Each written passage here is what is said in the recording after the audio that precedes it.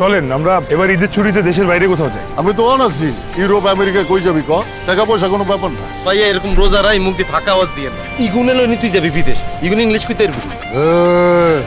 Don't insult please. Thank you so much.